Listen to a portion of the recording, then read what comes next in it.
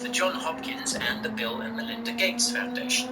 A few months later, an actual pandemic began. In mid-2020, the WEF co-hosted a global cyber attack simulation with Sberbank, Russia's largest bank.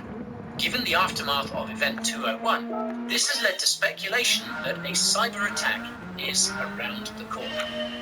This video is the first of a two-part series about the WEF's cyber attack simulations, and today I'll explain what Cyber Polygon is and summarize what was planned, said, in the 2020 simulation.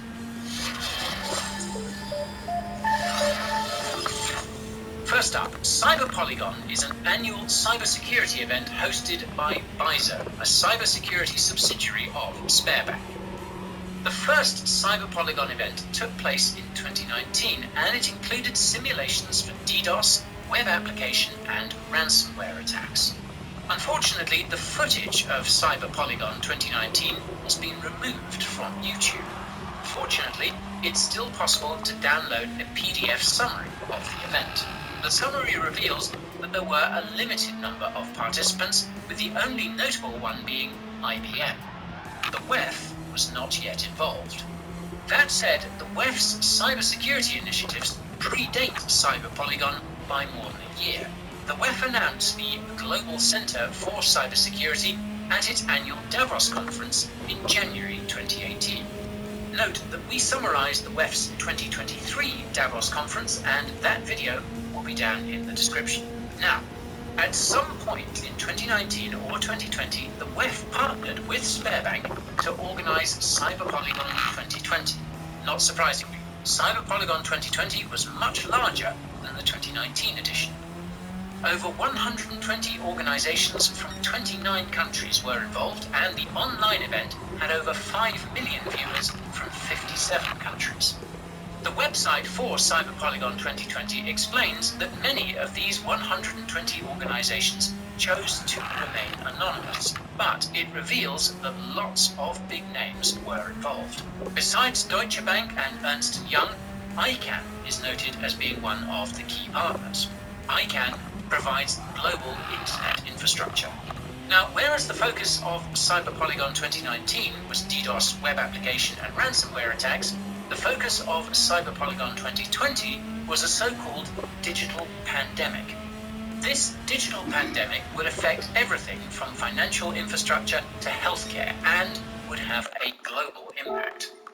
Now, the full Cyber Polygon 2020 stream is still available on Bizone's YouTube channel. I'll leave a link to the full stream in the description, but I will caution that it's almost 5 hours long. I'll also leave a link to an article from Unlimited Hangout, which provides a detailed background on some of the speakers.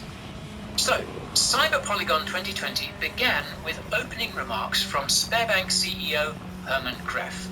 Herman explained that the speakers will be discussing, quote, the next pressing issue after the pandemic, which is, of course, a global cyber attack. He revealed that Interpol is also a key partner of Cyber Polygon. Herman also revealed that WEF founder and chairman Klaus Schwab is personally involved with Cyber Polygon. For context, the WEF is an organization consisting of the world's most powerful individuals and institutions, which come together each year to basically decide the future of the world without our input. More about the WEF in the description. Now, the first speaker was none other than Mikhail Mishustin, the Prime Minister of Russia, the second most powerful person in the country after President Vladimir Putin. Mikhail revealed that the post-pandemic recovery will focus on digitization, a process that was accelerated by pandemic restrictions. The second speaker was none other than Klaus. He revealed that he'd been working closely with Herman, who you'll hopefully recall is the CEO of Sberbank. Klaus also said that he was pleased to have recently met with Putin, a meeting which apparently took place in St. Petersburg in November 2019. On that note, Putin is a so-called young global leader of the WEF. Young global leaders tend to become leaders of countries.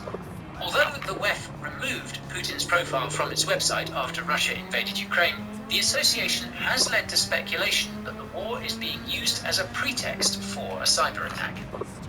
In any case, Klaus went on to explain that they need a, quote, great reset to bring everything together, aka to centralize control. He said that all WEF stakeholders must be mobilized, that everything must be digitized, and that the cyber attack will make the pandemic look like a small disturbance by comparison. Once Klaus was done, the mic was handed to Alexander Tushkanov, the host of the event.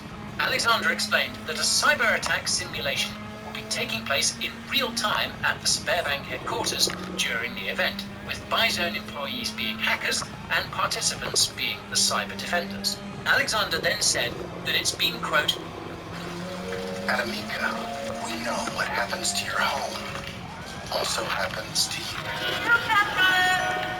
Don't worry, we're here to get you through this. Nina. Врешь, блядь, как нахуй? You're always lying. Okay. I'm John. I'm Raphael.